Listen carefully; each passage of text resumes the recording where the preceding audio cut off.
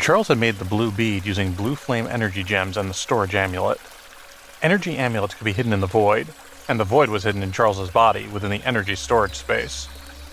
Theoretically, as long as Charles had enough time during a battle, he could use the method to store nearly unlimited firepower. In reality, though, it was impossible. If someone stored their own soul energy inside an energy amulet, it would delay their cultivation speed. A hive queen that had a high level of defensive power could easily defeat any energy amulet below level 4 and reduce its effectiveness. Consequently, it was imperative for anyone wanting to fight stronger enemies to raise their rank and produce more powerful amulets. Not only could energy amulets be hidden within one's body, but they could also be concealed using special materials. Both blue and crimson flame energy gems were effective materials for such a purpose, and those were two of the materials Charles had used to seal the explosive flame amulets into Lena's arrows. He had tried his best to fuse the storage amulet onto the blue bead, but he had decided to use a cave amulet and combine that with his own energy instead. The cave amulet had a lot of space, but it wasn't as effective as Charles's energy storage space. Not only was it incapable of storing life, but it also couldn't store items that were incompatible with the material itself. To solve this problem, Charles had made some changes to it so that it could only store water. The blue flame energy gem was easily modified into a portable space that could hold water. It took to the process so well that the volume it could handle increased to the point where it could retain enough water to fill a small lake. Once Charles had explained to Alice how to use the bead, he said, "Your next task is to use your water abilities to store as much water from the river as possible." Alice's eyes lit up. "Are you saying you want me to release all the water during our next battle?" she asked. "So I can use it as a weapon against the enemy?" She could already envision the scene in her mind. Thousands of enemy soldiers would march toward them and see her standing there, apparently unarmed. She would give them a look of disdain and then wave her hand to attack. Using her abilities, she would conjure a river from the sky and obliterate the enemy's formation with the awesome power of water. She imagined the look of pride on Charles's face and her own feeling of power at taking down so many troops all by herself. The Alliance would hail her as a hero. But Charles interrupted her daydream. "No, nothing like that," he said. "The bead can hold a lot of water, but it's also very difficult to store it in there and then release it all at once. You'll find that pouring it out is difficult."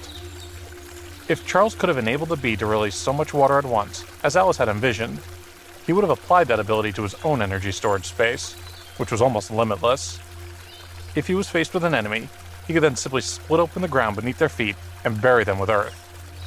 Alice lowered her head in disappointment, and Charles smiled at her affectionately. "Get ready to work," he said. "It'll be a challenge. You need to draw all the water out and put it into the bead and my storage space." He turned to Elena and Lena.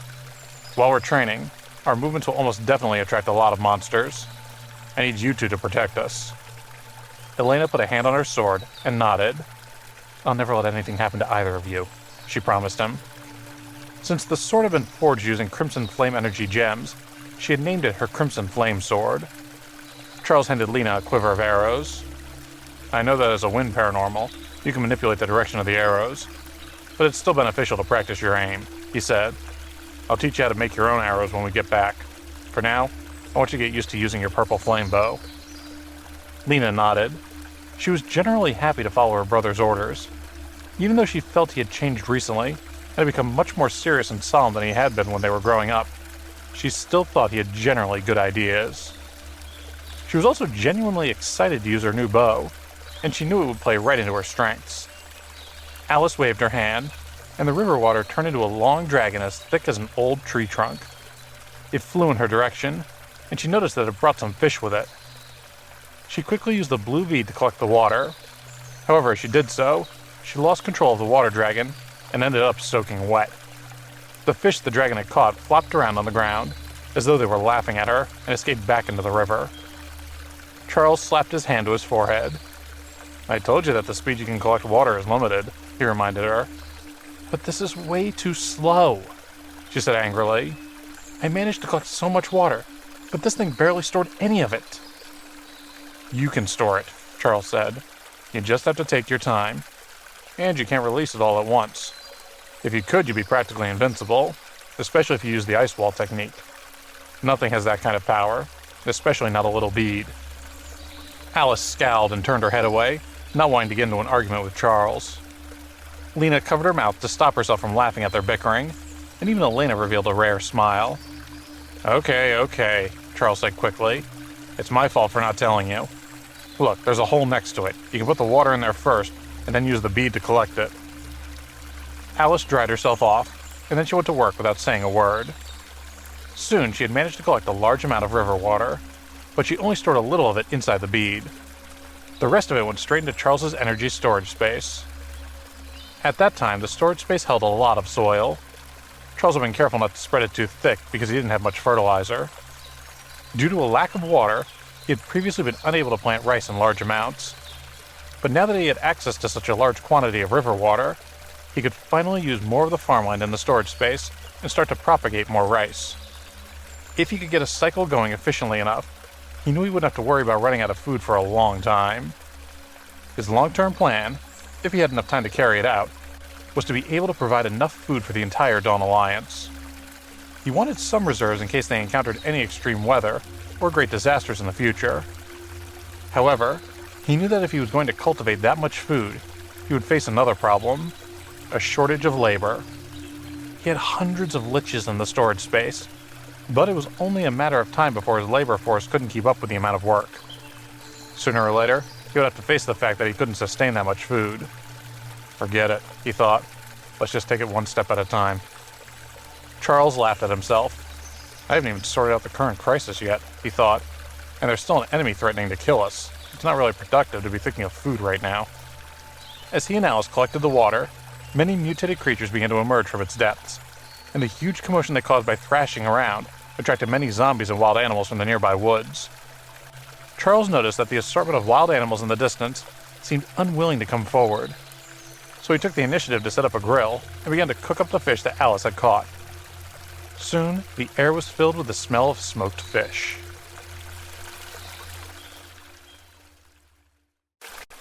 As soon as Charles set up the grill and started to cook the fish, the beasts that had been lurking nearby began to edge forward. The three greatest enemies to humans: mutated beasts, zombies, and bugs, rarely formed groups. But they weren't entirely brainless. It had been a month since the apocalypse had begun, and they had already exhausted most of the places where food was easy to obtain. If we barbecue outside, it'll attract a large number of animals with a keen sense of smell, he explained. Lena gritted her teeth. Then why are you barbecuing? She asked. She could see that an increasing number of wild animals had begun to investigate the source of the smell. Although they hadn't plucked up the courage to attack the group of humans yet, she could see their hungry eyes, and it was only a matter of time before they rushed over. Charles didn't seem to mind the inevitable intrusion at all. He even sprinkled some salt on the fish as the smell wafted in all directions. It doesn't matter if we attract a lot of monsters, he said. Think of it as practice. Lena glared at her brother and resisted the urge to shoot an arrow at him. Meanwhile, Elena focused on killing whatever monsters dared to come near. When she had been reunited with her daughter, her urge to kill had weakened slightly. But she was a protective mother, and she was determined to keep her child safe. When she had heard that her daughter was still in great danger, and there might be a chance her captors would try to take her again, she knew she needed to become stronger. In the past, she'd used hunting as a method to numb herself, but now she used it as a means to become stronger. Although the strength of the Crimson Flame sword was slightly weaker than that of the Blood-Drinking sword, it weighed slightly more. The result was that the power of the cuts ended up being a little stronger. Even when Elena was faced with a level 3 monster, the sword made short work of it. Alice simply rolled her eyes at Charles's attitude and continued to collect the water. When she had reached level 5, her strength had taken a huge leap, and she'd become more confident in her abilities. If something happened, she knew that she was more than capable of dealing with it. She had also discovered that achieving level 5 came with a significant psychological boost. It wasn't as if there was a huge difference between levels 4 and 5, but she had found that the experience had been like opening a brand new door to a bright and colorful universe. Try to remember that superpowers are only a foundation, Charles said. Enhancing your skills is the key to mastering your abilities. He left the fish cooking and walked over to Lena. The Wind Paranormal's primary superpower is called Temporal Wind, he said. You should be able to use it now if you want to try it. Lena felt nervous. But temporal wind is a weak skill, she said. Even if it's an enhanced version of the technique, it's still not as good as the wind blade. The power of most skills isn't fixed, Charles explained. Your techniques are strengthened through practice, use, comprehension, and control of your energy. Temporal wind was an air ripple skill that had a fast attack speed, but it had the unfortunate propensity to scatter its victims' bodies throughout the battlefield. Using roughly the same amount of energy consumption, a wind blade was enough to completely destroy a temporal wind attack. The highest form of wind blade was Dimensional Wind Blade, which had the ability to cut through anything. It was the strongest single-target attack recorded in the book. Nothing could resist the power of the Dimensional Wind Blade. Consequently, most wind types preferred to use it above all other moves. You're mistaken, Charles said patiently. Of all the wind techniques, temporal wind is the one with the greatest potential. He produced a light green stream of air in his hand. Birds fly in a V formation, he said. They arrange themselves into the shape of a triangle, and that formation reduces the energy consumption for the birds traveling at the back. The temporal wind is a very special ability. It can reduce the energy consumption of the caster because of its shape, and the best part is that it doesn't reduce the caster's power. A V formation, Lena repeated. There was an odd expression on her face. Her high school textbooks had also talked about the principle of the V formation. She was a studious person, and she'd been interested in the principle, so she had investigated it further herself. Could temporal wind also work like that? She wondered. Here, I'll show you, Charles said. Watch carefully. This is the power of temporal wind. His eyes flashed, and the wind blade in his hand transformed into a green ripple and condensed into a cone-like structure. He directed it into the water that Alice was busy funneling into the bead. What are you doing? Alice cried. She was taken by surprise and almost dropped the water. But in an instant, a 3-foot-long transparent mutated fish suddenly emerged. Its mouth was filled with sharp, spindly teeth that snapped weakly at her. But Charles's attack had done its duty, and the strange fish broke into two and fell harmlessly to the ground. Everyone was shocked by its appearance. None of them knew that there was a fish that could turn itself transparent. Its camouflage was very effective, since it was virtually undetectable in the water. If Charles hadn't killed it, they would never have known it was there. Alice looked at the dead fish on the ground and felt a lingering sense of fear. Although there was an undisputed difference in strength between a level 3 creature and a level 5 paranormal, their attack and defense weren't the same. Even a level 3 monster could theoretically break through the defense of a level 5 paranormal if it caught them unaware. Charles removed the crystal core from the strange fish's brain. This is a level 3 monster, he said. Lena, did you notice how much energy my attack consumed just now?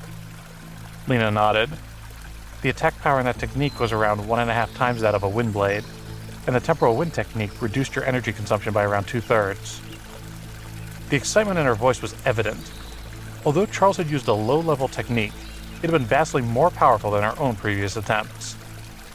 She imagined its capabilities were even better than Windblade, and that opened up a new train of thought for her. It had been the same technique she had used before, but he had drastically reduced his energy consumption. If I can further optimize the structure, would I be able to exert more power? She wondered. Charles smiled. Now I'll teach you one of the commonly used variations of the temporal wind technique. Sound beam. The sound beam technique could bind sound into physical lines. When it was used, it was like shooting a speeding arrow. If Lena ever ran out of arrows, it was a move that could allow her to unleash great power in a similar way. In Charles's previous life, the technique had been developed by a famous archer from one of the later generations. He mused at the fact that he was technically plagiarizing something that hadn't yet been invented. Elena, who had been fighting monsters for the duration of Charles and Lena's lesson, was filled with curiosity. How many superpowers does Charles have? She wondered. And how does he have such a good understanding of them? Seeing that she was distracted, a giant wolf with green fur took the opportunity to launch its attack.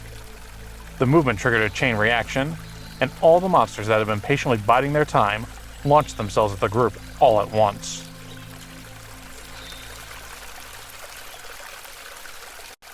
The three women instinctively went into fight or flight mode when the monsters swarmed them. Lena, keep your cool, Charles shouted to his sister.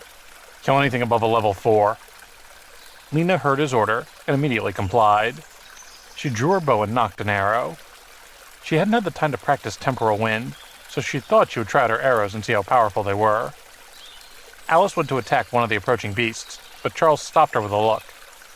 If there was one thing she had learned from their recent days of training, it was the need for experts to preserve their strength. So she didn't use her powers to attack, and instead simply used her water powers to create a barrier that guarded them all against stronger enemies.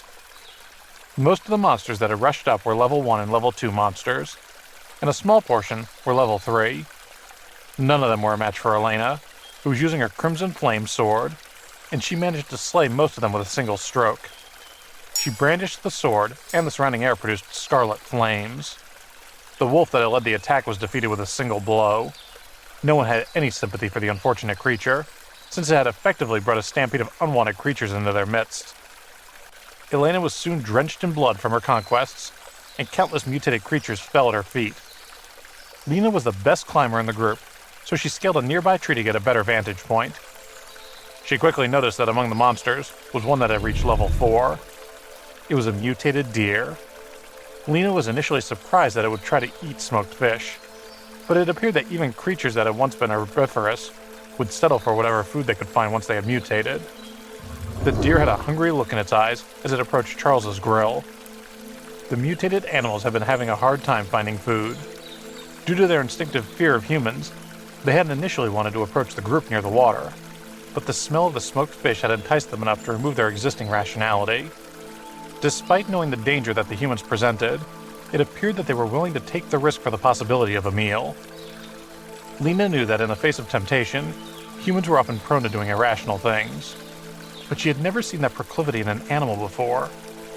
She knew the creatures hadn't originally possessed much intelligence, but it seemed that they had developed enough sense to not only wait for the opportune moment, but to ambush with other species. Surely it represented a leap in their genetics. She calmed herself down and focused her attention on her target. The bow and arrow in her hand was locked on the mutated deer. When the miraculous weapon sensed her wind-type energy, it seemed to react to her. She could feel part of her energy move into the arrow itself, and she immediately understood how to use it. She felt as though the arrow was an extension of herself. She had never felt any sensation like it.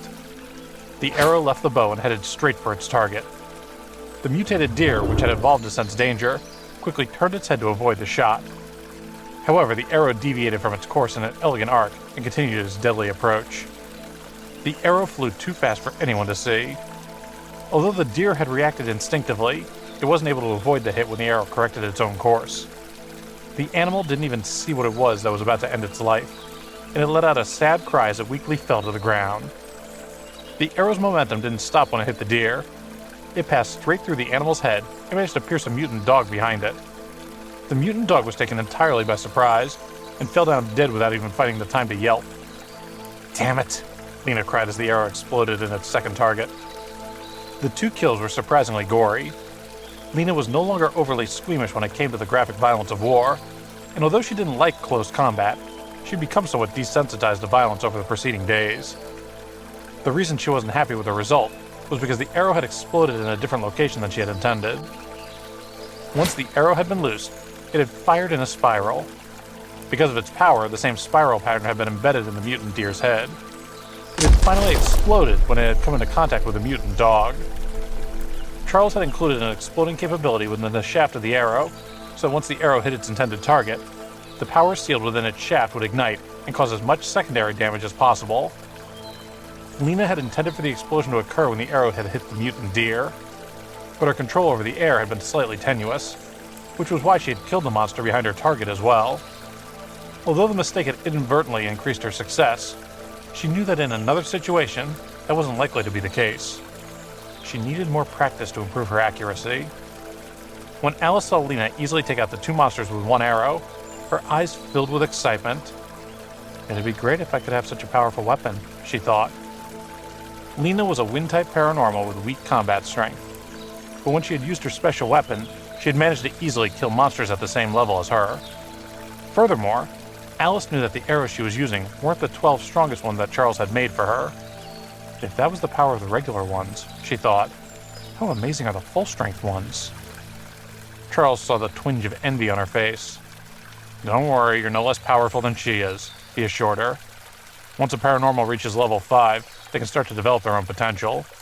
Are you worried that'll stop teaching you? Alice nodded. She had spent longer with Charles than any of the other Alliance members had, so she wasn't sure why she was worried. She knew that Charles was a deeply flawed individual. He was moody and closed off, and even slightly depraved on occasion, but he still had more experience and wisdom than most other people she knew. What was more, he had the determination to achieve everything he set his mind to. He was someone who had no problem taking care of himself, and although his own survival was always at the forefront of everything he did, he also cared deeply for those he loved. Alice was brought back to reality when a huge monster fish launched itself in the river in a beautiful arc and sailed through the air. It opened its mouth and ejected a water column toward her. "Watch out," Charles shouted. Faster than she could blink, Charles raised his hand and used an explosive flame amulet to blast the water column into pieces. Then a black sword appeared in his hand. However, the slippery creature managed to avoid his deadly swing. Although Alice was slightly dazed, she still had the presence of mind to use her ice wall technique to place a block of ice in front of the fish. But the ice wall didn't last. When the big fish hit it, the wall was reduced to water, and it splashed uselessly to the ground. The fish seemed to realize the danger and turned itself around in the air in order to make its escape back into the water. "No, you don't," Charles cried. He recognized the type of fish it was, and he wasn't about to let such incredible prey escape him so easily. Earth wall. A stone wall rose from the riverbed and blocked the fish's path back into the water. The big fish twitched its tail and instantly smashed the entire stone wall into pieces. However, it had lost its chance to escape.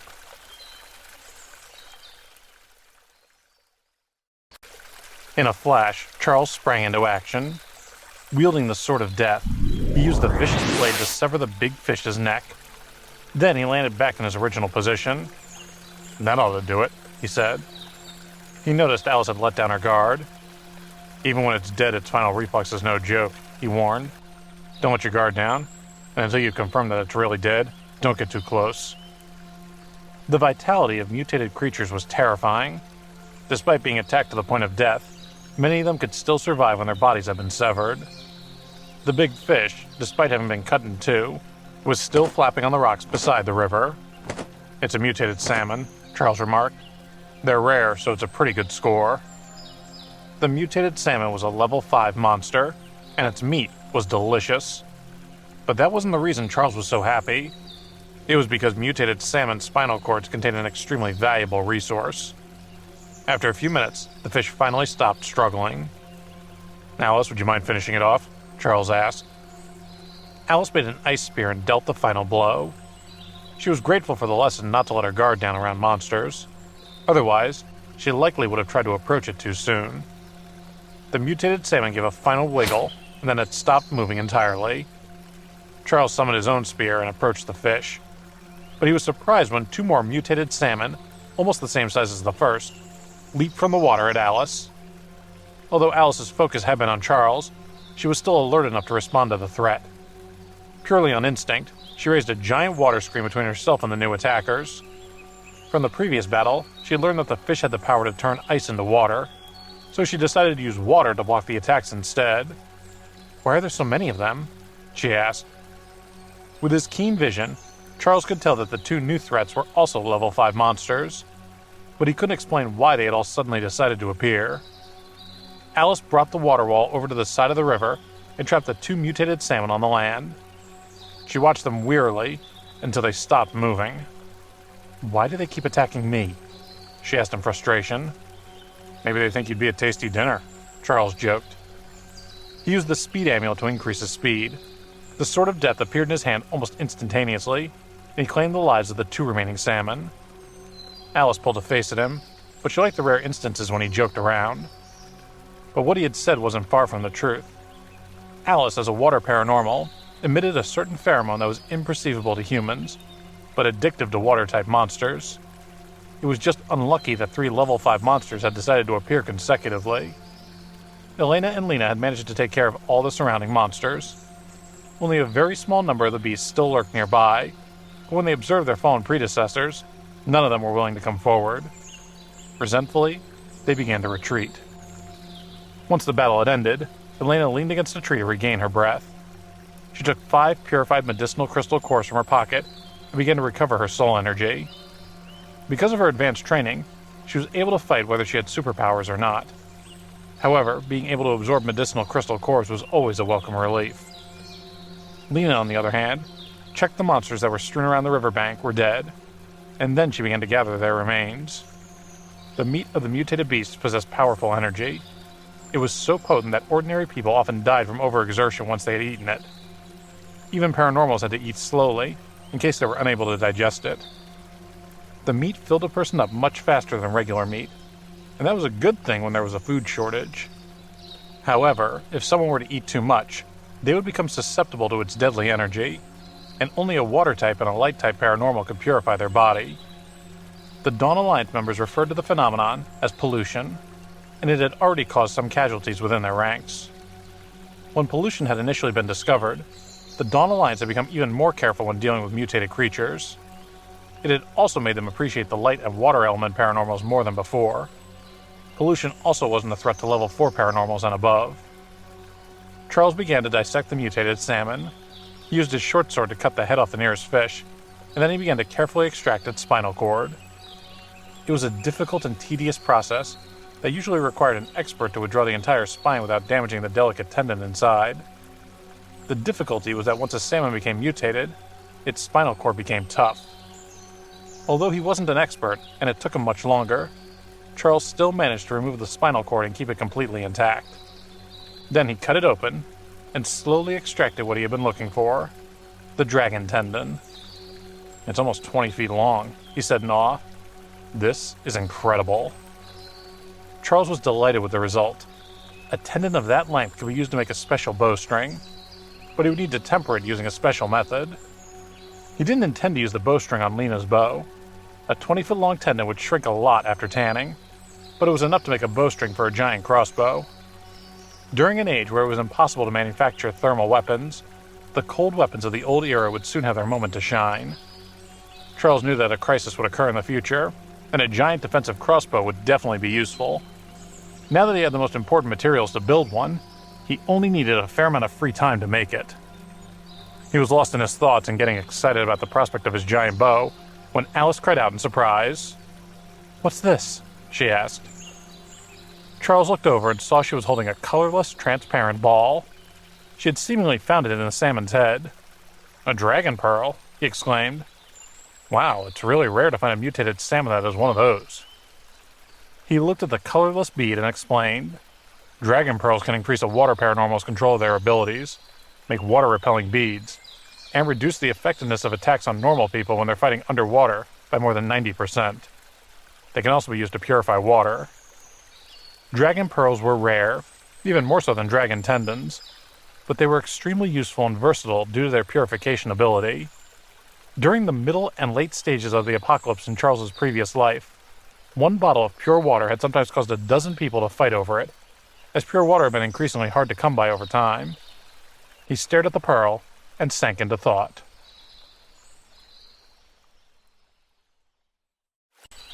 The water cycle was endless. If a body of water wasn't consumed, it simply re-entered the water cycle to be used again. Although the apocalypse had caused great harm to humans, it had also promoted the development of many technologies, including water purification technology. During Charles's past life, the issues around water pollution during the later stages of the apocalypse had only increased, and there had been an increased demand for water purification equipment. The amount of water that could be purified at a single time was limited, but that wasn't the main problem. The most pressing issue was that some people had used their own influence and power to obtain all the water purification equipment. By providing water to other dictators for free, they had managed to assemble many allies. Then they had all controlled the water together and had driven up its value. The founder of that method had been Charles's greatest opponent, Leonard Shaw. "Is this thing very important?" Lena asked, looking doubtfully at the dragon pearl. Charles nodded. "It will be in the future. They're really rare." There were few mutated salmon in the wild. Even if they killed all the salmon in the river, it was likely they would only come up with around a dozen dragon pearls. Charles was astonished that they had managed to find one in the first fish they had killed. "Rare?" Alice asked. "It doesn't seem like it." She removed another dragon pearl from the second mutated salmon's head. Charles's mouth dropped slightly. "There's no way," he exclaimed. When Alice took a third dragon pearl from the last fish, Charles couldn't remain calm any longer. It was already incredible that they had found 3 level 5 mutated salmon, but the fact that every one of them held a dragon pearl was incomprehensible. He couldn't even begin to calculate the probability, but he was certain their presence wasn't just luck. Could there be an energy node at the bottom of the river? He wondered in amazement. He was completely baffled, and he was also slightly suspicious about the river. There were so many unusual things about the mysterious fish they had caught. A level 5 monster required a large amount of soul energy to grow, and the composition of the dragon pearl also required soul energy. It had only been a month since the world had changed, and the number of energy nodes that would have had time to accumulate in that time was extremely limited. Under normal circumstances, it was impossible that so many unlikely occurrences would converge at once. Of course, Charles thought, considering the flow of the river and the volume of water, I suppose it isn't completely impossible. But he was more willing to believe that there was something beneath the river that was creating the optimal conditions. "Okay, you guys keep going through what we've got here," Charles told them. "I'm going to refine a water-repelling pearl and go into the river to take a look." He wasn't about to miss out on such an incredible opportunity. He knew that he had the ability to deal with most of the dangers that might be lurking in the river. And if he didn't investigate, he knew he would always wonder what had caused the appearance of so many dragon pearls.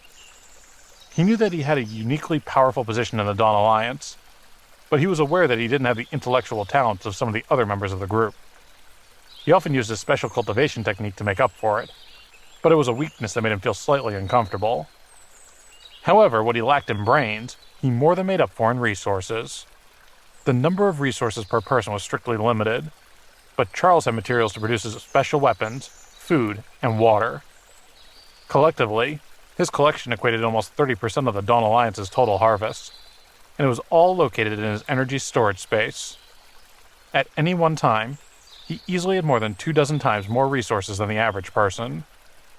He thought he was justified in having so many materials because it was for the benefit of the other Dawn Alliance members. The weapons that he made for them increased all of their strength, much more than the crystal cores that they gave to him. As far as he was concerned, it was a win-win situation for all. Charles had reaped many benefits from starting the Alliance, and he also had the backing of 10,000 people. But in comparison to the dictators who controlled 1 million people by using force and threats, he considered himself a good leader.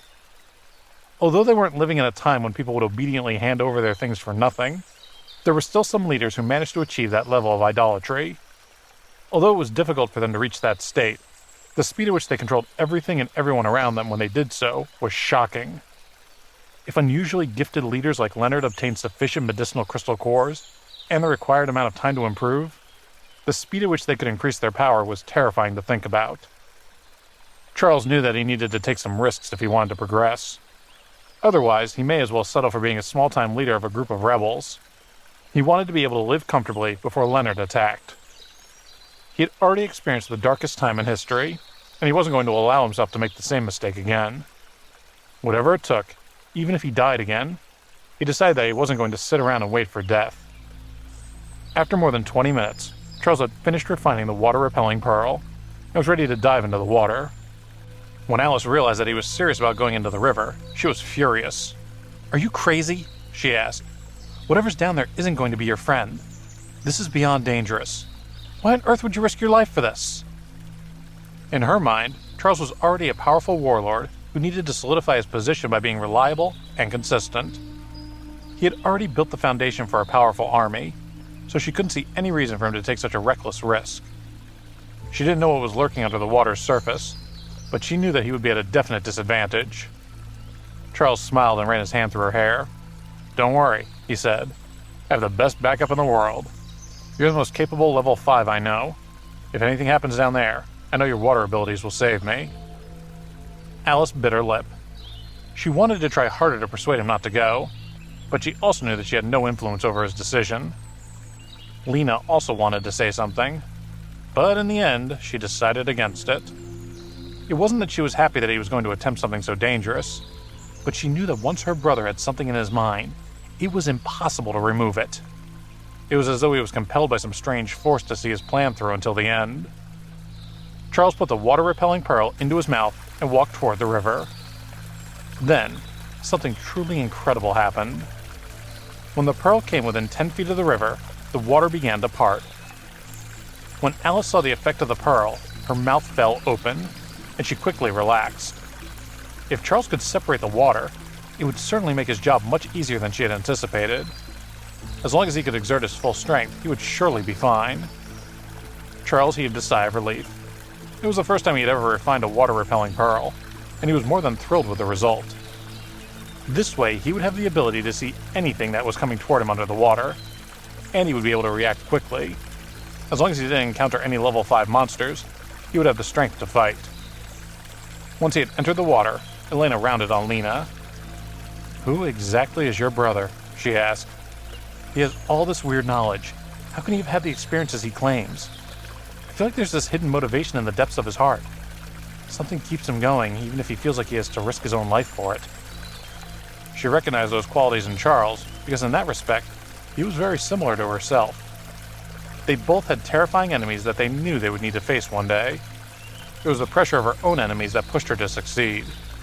When Jenny had returned to her, she'd felt even more deeply about her cause. Lena shook her head. "I don't know either," she confessed. "But since I can't stop him, I can only make myself stronger and try to help share his burden."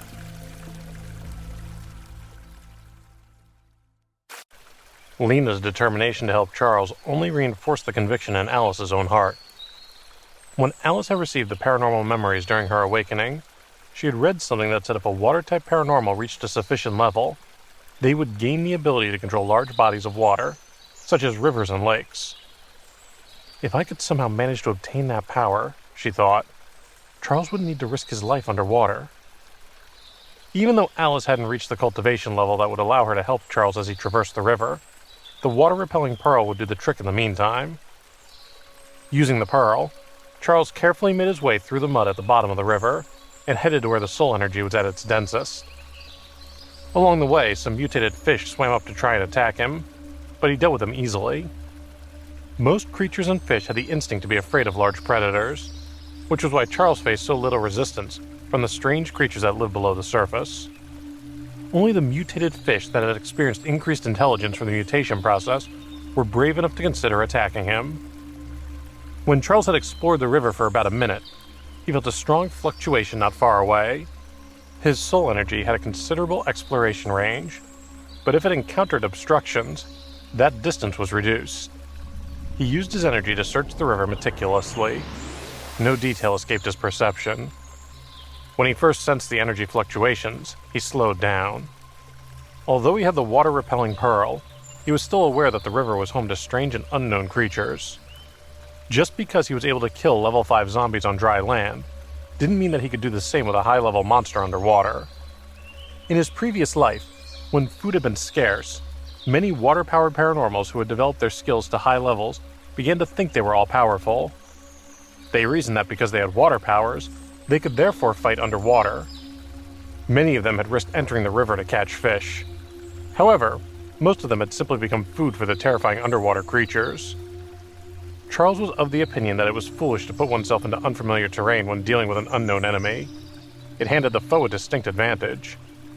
Any battle that wasn't on home ground increased the likelihood of failure. So the closer he came to his target, the more careful he was.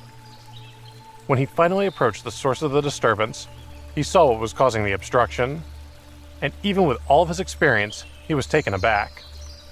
If it hadn't been for the water-repelling pearl in his mouth, he would have shouted aloud. At the deepest point of the river was a crystal palace. Charles had thought such a place existed only in myths and legends, but now it loomed before him in the murky water as clear as day. Although it looked abandoned, the power radiating from it still caused him to feel slightly lightheaded. How did this get here? He wondered. He didn't see any immediate danger, and so he proceeded carefully. In his experience, danger and opportunity often went hand in hand. If he rushed forward at the prospect of fighting something new, it was likely to end poorly for him. He reminded himself to stay calm. This place is close to the second bridge, he realized. I wonder if it's only just been built. There must be a reason it's here. The structure didn't look like a product of the old era. and he presumed it had been constructed after the upheaval of the apocalypse. Of course, I suppose I can't rule out the possibility that this palace was buried here the whole time, he thought. After all, with everything that's happened, I wouldn't be surprised by anything. He kept wondering about the origin of the Crystal Palace as he tried to determine whether it was safe to enter. If it contained something valuable, it could potentially set him up for life. He hoped it housed a treasure that would be able to sustain generations of his descendants. He knew it wasn't likely, but the appearance of such a fantastical place opened so many possibilities in his mind. Then he remembered that the majority of fortuitous circumstances in the real world ended up being traps. Also, if it only contains things that had value during the old era, then it isn't even worth bothering with, he thought. Silver and crystals have already lost their worth. I need special materials that can absorb energy. As Charles approached the massive structure, he noticed something odd. Even though the palace was at the bottom of the river, there was no mud, silt, or moss visible anywhere on it. Although the running water would have washed away some of the dirt, he still expected to see some type of growth on it, or signs of aquatic life. The fact that it was pristine made him feel certain that the palace had been built at some point after the apocalypse. However, he couldn't even begin to guess why. He was determined to investigate, but he knew it was bound to contain hidden dangers. He reasoned with himself that as long as he could counter the traps, then they weren't likely to be too much of a problem. "Lightning Cadaver Serpent," he said. "I need your help." A black mark glowed on Charles's arm, and a long snake appeared and circled him. "Go inside and see if there's anything there," Charles instructed. "Bring back anything you think might be useful or valuable." The Lightning Cadaver Serpent left the safe area formed by the water-repelling pearl and headed toward the Crystal Palace. Charles had a certain fondness for his Cadaver Serpent. It was a high-level creature, and there were few monsters that could challenge it. It also had the ability to jump levels quickly, even when faced with opponents that were weaker than itself. Also, it was adapted to a wide variety of terrain, and unlike many other creatures, it also retained its powerful combat strength underwater. The serpent only had one significant weakness, which was that its intelligence developed incredibly slowly. Most people, for example, wouldn't have relied on it to search for treasure because it was likely to return with useless items. However, Charles wasn't expecting it to judge the quality of the items. His primary motive for sending it inside was to determine whether the palace was safe or not. He knew it seemed a little reckless to use such a powerful pet as a scout, but he knew that it was a better option than going into unknown territory by himself. He wasn't about to risk his own life when he had other options. Although he liked the serpent, he would always value his own life more than his pet's. After a few minutes, the Lightning Cadaver Serpent returned to Charles's side and spat out a few beads, a broken sword, and a stick. Once it had delivered its bounty, the serpent went back into the palace and continued its search. Although it wasn't intelligent, it was able to determine the density of soul energy.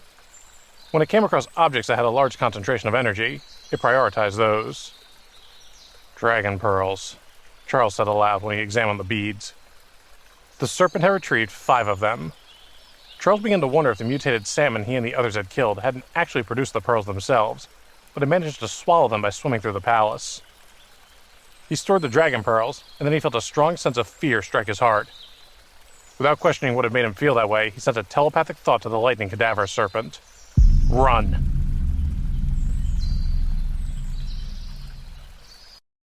The reason Charles had sent out such a strong warning signal wasn't because he had seen something, but because his intuition had sensed it.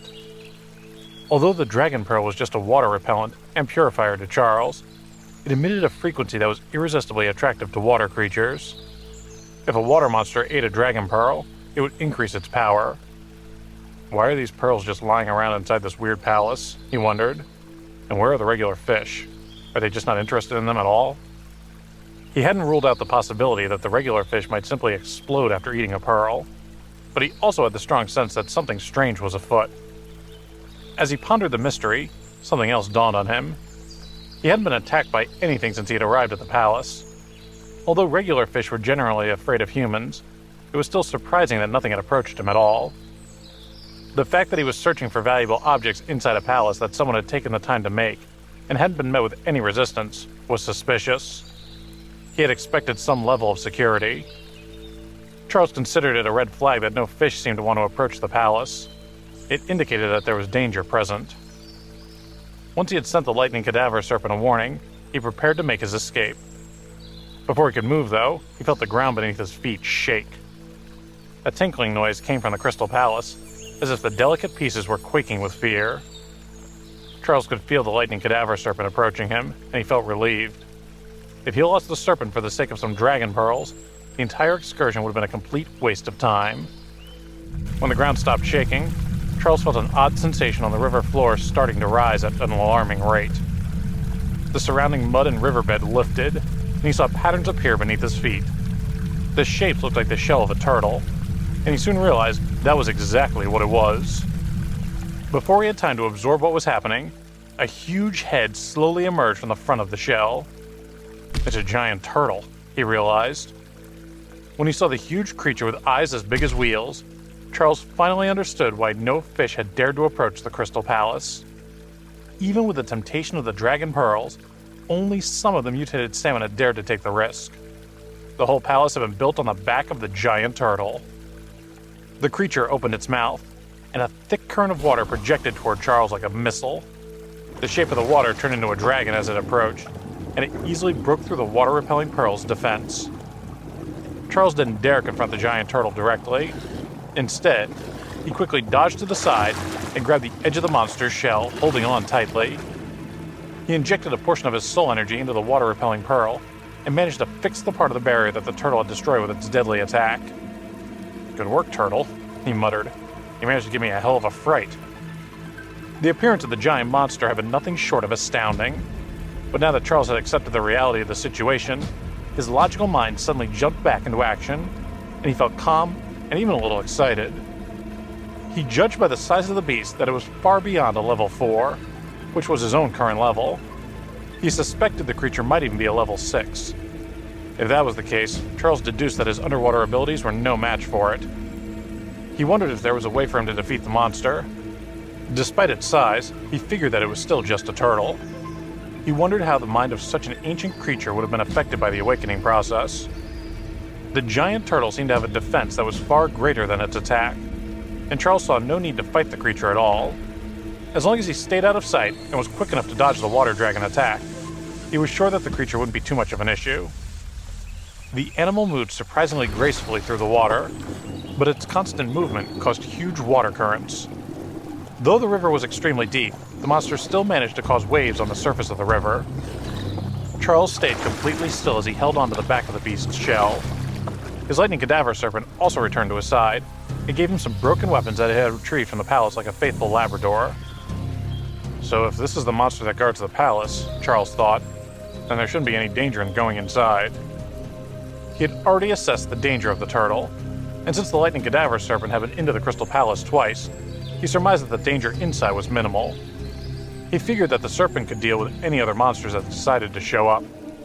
So he dodged another jet of water from the giant turtle and managed to enter the Crystal Palace. As soon as he entered the ruined palace, he noticed that the turtle stopped attacking him. It seemed that it was afraid to damage the building on his back. Charles was exploring when his gaze landed on something on the crystal ground. It was a water mansion token. He gave a small gasp of surprise when he recognized the token. The apocalypse had brought despair, but there had also been hope. Some unknown Grand Masters had left priceless artifacts in various places around the world. Charles had inherited one of the artifacts, and he suspected that Leonard possessed one too, since there was no other reason for him to want the ancient book. After 9 years spent struggling in a wasteland and battling for his life, Charles still wasn't at a high enough level to challenge his archenemy. The Water Mansion was one of the most sacred places in the world, and a token was required to enter. There were 9 tokens scattered around different parts of the world. Once a person obtained all 9, they would be presented with the final inheritance. In Charles's previous life, he had met the person who had received the final inheritance. He had been a great warrior, and his name was Archer Wells. He and Charles had been friends to a certain extent. When Archer had obtained the Water Mansion inheritance, he had built a survival base that had accommodated hundreds of thousands of people. If he hadn't met an untimely death not long after, it was likely he would have become a figure of legend, similar to the Tungsten League. The story of his legend had barely begun when it had been cut tragically short. But although his cause of death had been tragic, Charles thought that he had brought his demise upon himself. When Archer had established his survival base, he began to regard himself as the savior of the apocalypse. It wasn't an uncommon thought for someone as powerful as him. Charles knew thousands of people who had thought similar things. It was a natural reaction when a person achieved such a vast amount of power. People's hubris often got the better of them. But not everyone had been willing to recognize Archer as the savior of the human race. Many people didn't have the option to completely restart their lives after the apocalypse had occurred. Archer hadn't known when to quit, and had wanted to control the military forces of Montreal. He had invited Charles along for the ride, and had said that it was a necessary step if they wanted to save the world. He had told Charles that, although there would be sacrifices, their future was still bright. But Charles had sensed that Archer had become mad with power, so he had left the base and hadn't looked back. At that time, Montreal's military had suffered a huge loss. The soldiers had been depressed since they had lost many of their comrades. Archer had challenged them and had even belittled the soldiers who had sacrificed themselves. He had said that they had died because they hadn't been strong enough to survive in a changed world. He had told the military that he was the answer to all their troubles. He had been killed on the spot by a military general who had used a forbidden technique.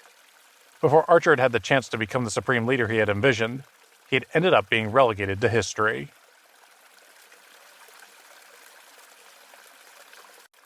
Although Charles and Archer had formed a semi-friendship, Charles had been unwilling to take on the military with him. Even if the two had been best friends, neither of them would have been willing to go against their principles for the other. The soldiers might have been living through the apocalypse, but they still adhered to their duty, and that was to protect and serve their country. None of them had taken kindly to Archer insulting the memory of their fallen friends. When Charles had heard what had happened, he found it hard to have much sympathy for Archer. He understood that in the post-apocalyptic world, it was often inevitable for a powerful person to become cruel and vicious. He could understand how someone would abandon other people to survive, but he still thought it was important to have a bottom line. No matter what someone was willing to do in the name of survival, he still thought it was important for people to retain their humanity. Charles touched the Water Mansion token gently, and an idea formed in his mind. If I can set Archer back a little, he thought, I might be able to stop him from making the mistakes he did last time. Maybe that'll be enough to stop him from becoming a tyrant. Charles pocketed the Water Mansion token. Once he had fully searched the debris in the Crystal Palace, he started to plan his escape. The second he had taken the token, the entire palace had started to crack, and thin lines like spiderwebs had appeared on all the crystal walls. He darted out of the palace before it completely shattered and drifted away. When the building broke, the giant turtle began to attack with all its might. Charles wasn't afraid of the turtle's attacks because the larger a monster was, the lower its agility. So its attacks were powerful but slow. Charles's real concern was that he couldn't stay underwater forever, and if he got off the turtle's back, he would find himself in a dangerous situation.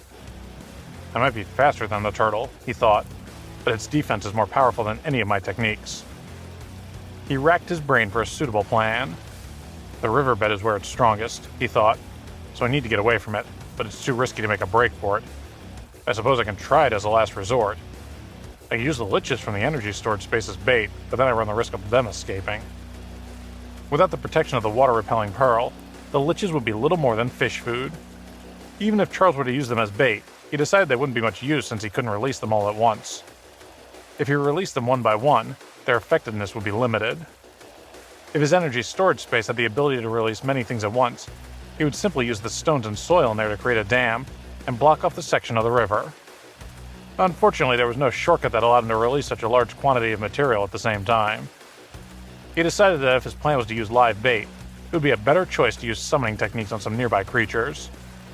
But the turtle was so huge that Charles doubted such small bait would tempt it. He was still puzzling over his dilemma when a large amount of water suddenly surged toward the surface. Alice, Charles realized. What is she doing? Alice was drawing up the river water, but her ability to control water depended on her distance from it. The further away she was from the body of water, the harder it was to control. For safety reasons, she had distanced herself from the shore. She had seen the water level change while Charles was submerged. Huge waves had also seemed to emanate from a particular spot in the water. She had been convinced it was the result of a fierce underwater battle. However, once the water had settled, Charles didn't come back to the shore. She hadn't known what was going on under the water, but she had had a bad feeling. She had originally wanted to go into the river after him, but Lena had stopped her It had warned her that going down there would only put her in danger. It might even cause more trouble for Charles. So instead, Alice had taken the risk to go down to the shore and try to help. "I can't move enough water," she said. "It's like a drop in the ocean." "Charles has the water-repelling pearl that can separate the water," Elena said. "So maybe you could try to stir the water instead.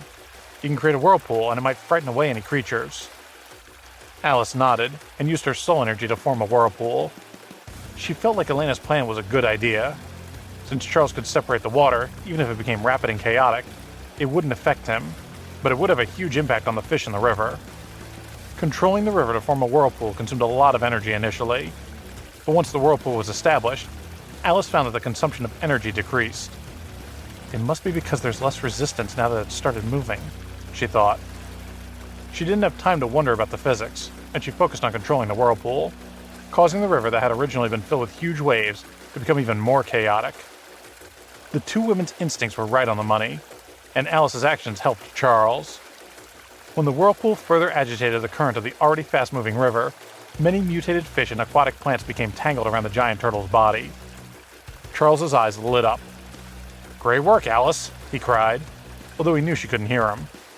He stopped the water-repelling pearl's energy. Once he had done that, he let the current take him upstream. The structure of Alice's whirlpool was helpful, and the current pushed him along and increased his speed. The giant turtle opened its mouth and ejected a water dragon. This time, Charles didn't dodge it. Instead, he placed an extract amulet on himself. When he had first applied such an amulet to himself, it had been a huge burden.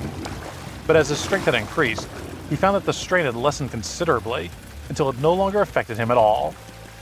The water pillar hit Charles's body, and the powerful impact made him feel as if his internal organs were about to rupture and his bones would break. But he was far from upset at the strike. On the contrary, he was pleased. With the added pressure from the jet stream, along with the already chaotic water, he moved at an even faster speed toward the shore. Charles was used to sustaining a large amount of bodily damage. It was a common occurrence for him. As long as there were no long-term side effects, he knew he would be able to handle it. Before Alice, Elena, and Lena's surprised eyes, Charles launched himself out of the water, and he shouted to Lena, "Use explosive flame arrow!"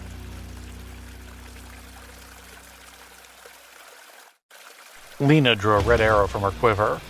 It was one of the 12 flaming arrows Charles had given her.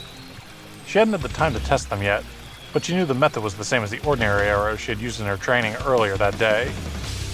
A red arrow cut through the air like a shooting star, leaving a fiery trail of sparks behind it that fell onto the river's surface. The only flaw with the arrows was that there was no way to conceal them once they had been fired.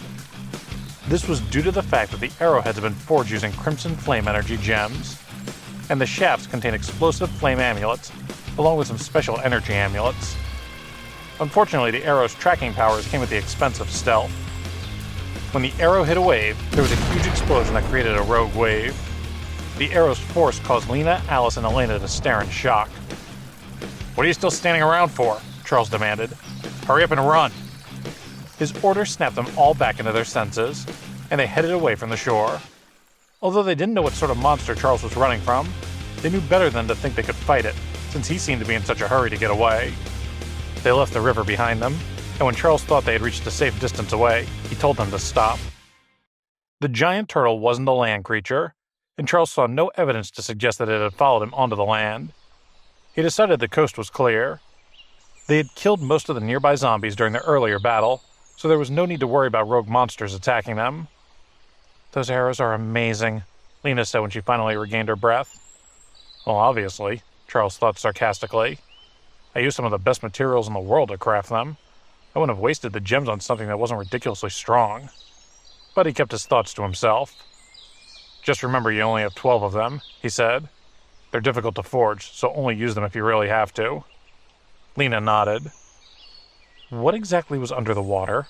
Alice asked him curiously. "I really want to know what could possibly make you run away." "I know I'm amazing," Charles joked, "but even I'm not invincible." Alice laughed, but she did have to admit to herself that she had begun to think there was nothing Charles couldn't do. "I know that," she said, "but I'd still like to know what was down there." "There's a giant turtle in there," he said. "If you're ever getting water from here in the future, you should be prepared." Don't get too close to the water, and make sure you stand back on the riverbank. Elena was puzzled. Do you mean you still want us to collect water from here in the future? She asked. Charles nodded solemnly. I sure do. In the future, when water pollution would become a serious issue, the river would be less likely to become contaminated than smaller water sources.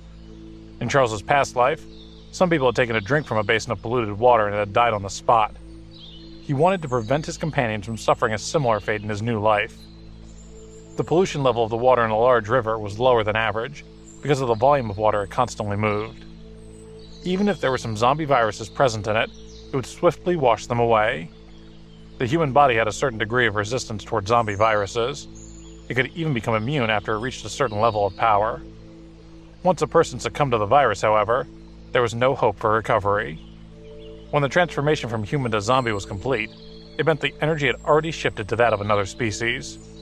It was an irreversible process. Even if all the viruses in the body were removed, the body would remain lifeless. But Charles didn't reveal what he knew about the contamination. He was determined to keep his rebirth a secret.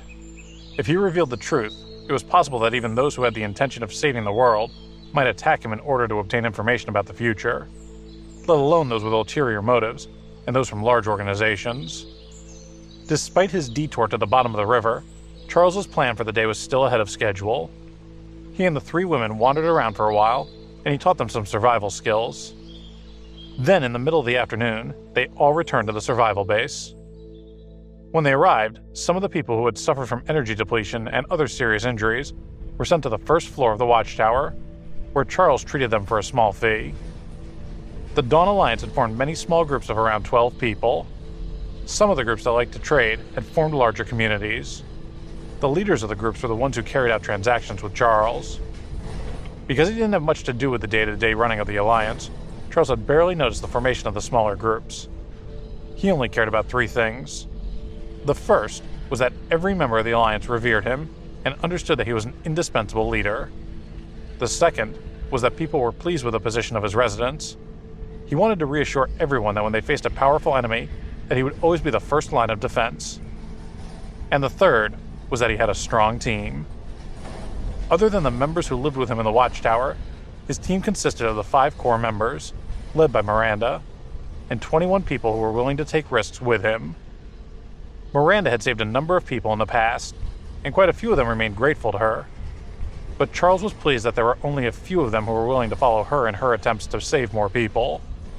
In his opinion, it was foolish to place the value of others' lives above one's own. The remaining core members were the almost 200 people who had joined his alliance before the insect horde had attacked, and who had all fought alongside him. They had proven to him that even if they encountered danger, they wouldn't leave. After he had treated everyone's wounds, Charles decided to check on the training progress. He never treated anyone equally, because he knew that he had to prioritize the people who were the most worth keeping around. He had no need for slackers and lazy people. He decided that he would keep the strongest, and the rest of them would have to go.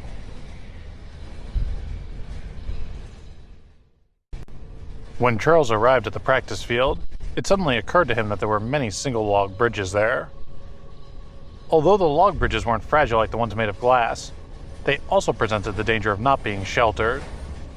Anyone on top of one was exposed, and there could be many people on top of one at a time. When he looked at the crowd below one of the single-log bridges, he found a group of people there screaming in pain. They had bandaged their arms using whatever useful things they could find. Clearly they were injured, but Charles was unwilling to treat them because he refused to heal anyone without receiving payment. A martial artist's body was strengthened by using soul energy. Not only did it increase their body's tolerance and pain threshold, but their flexibility and recovery time also improved. Therefore, many people who didn't have anything tradable preferred to endure the pain and heal themselves, rather than use up their resources to treat their ailment. However, anyone who had treated Charles had their treatment fees wiped. Charles considered it an eye for an eye, and they didn't need to worry about payment. When Miranda saw him on his way over, she handed her notepad to Anthony and approached Charles.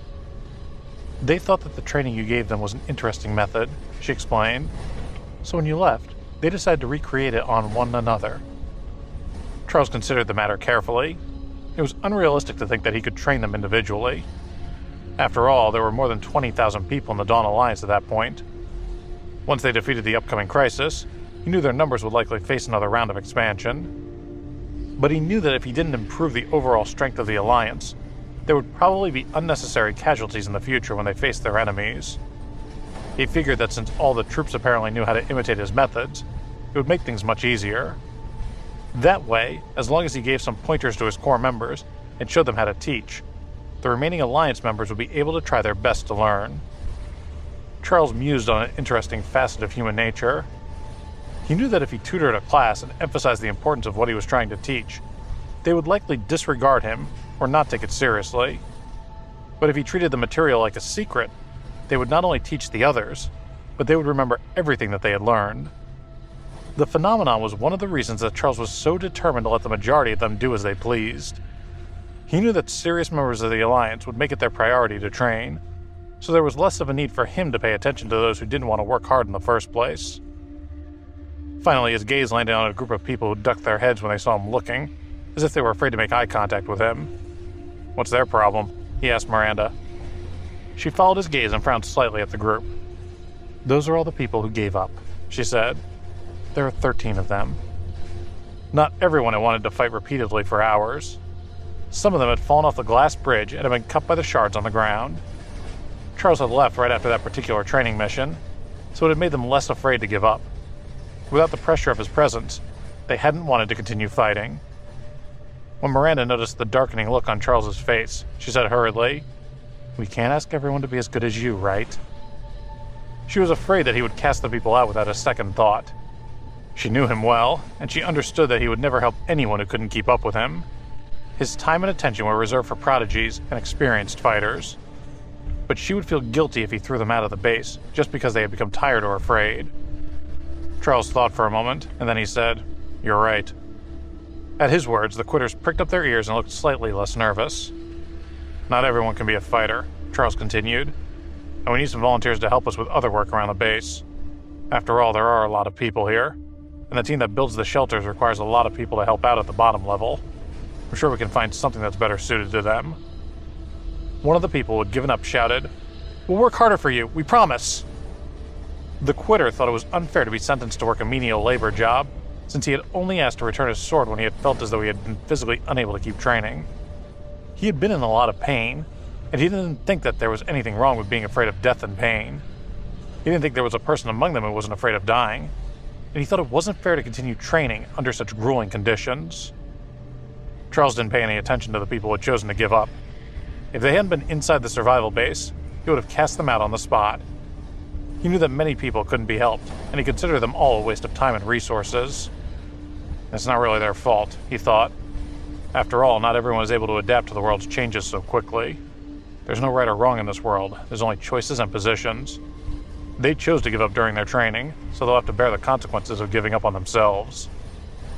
Charles's energy was limited when it came to other people. He was only willing to put his energy into nurturing useful people. Miranda heaved a sigh of relief. She knew that she and Charles were very different people, despite being on the same side. She had been afraid that he would be cruel enough to turn those people away. It was her personal belief that as long as a person didn't do anything bad, they deserved a second chance, particularly people who had previously fought for the Alliance. Charles ignored the protestations and pleas of the quitters. Instead, he asked Miranda, "Were there any outstanding fighters among this lot?" "Yes," she said. "The three to your left weren't bad, especially Tina. Her combat strength was particularly impressive. She was undefeated all afternoon. In fact, a lot of people ended up refusing to fight with her." The corner of Charles's mouth twitched. He had known that Tina was a tough woman, but he hadn't realized that she was so ruthless. It seemed that she had bested every challenge she had been set. But he was more than willing to encourage her bloodlust, because he knew that it would be a valuable asset when it was directed at her opponents. Tina trusted and supported Hugh and Tommy, and she had already established a good rapport with Charles because she was someone who protected those around her. It was for that reason that Charles saw her as his confidant. When he compared Tina to those who hurt their teammates or gave up on people around them when they were in danger, the two personality types were like night and day. Miranda said to Charles quietly, "Hank doesn't seem to have any fighting spirit left. When he was training, it was perfunctory. When he couldn't beat his opponent, he jumped off the bridge and relied on his soul energy to avoid harm. His ranking started out toward the middle, but it slipped just below that, and it's now closer to the bottom. A look of disappointment flashed in Charles's eyes. "Well, it's his own fault that he's chosen to give up," he said. "I did what I could, but he doesn't have any drive." Because Hank had followed Charles since the beginning, he had always enjoyed many perks. He hadn't had to worry about his cultivation going awry, and he had always benefited from the spoils when they hunted in the wild. He had also been given powerful weapons for free, and he had never had to worry about food and water. But because he had become entitled, he had allowed himself to grow complacent. He had quickly become a drain on resources.